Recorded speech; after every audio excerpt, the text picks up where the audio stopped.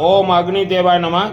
ये देखिए पीली सरसों, येलो मस्टर्ड, धड़ा सरसों, इससे ही सभी मंत्र सिद्ध होते हैं। यह अभी सब रेडी किया जा रहा है। इससे हमारे जितने भी मंत्र हैं वर्ल्ड के, येलो मस्टर्ड, पीली सरसों से ही सभी मंत्र सिद्ध होते हैं। सब धड़ा सरसों ही सब मंत्र सिद्ध हुए। जितने भी मंत्र हैं हमारे ऋषि मुनियों ने सभी मंत्र का कनेक्ट या पीली सरसों से ही कनेक्ट किया है। पीली सरसों से सभी मंत्र सिद्ध होते हैं।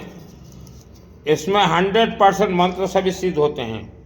यह अग्निकोण में हमारे ब्राह्मण देवता, आज 31 तारीख है, यह सब रेडी किया जा रहा है। नया हवन कुंड भी एक ठो मंगाया गया है विशेष अनुष्ठान के लिए।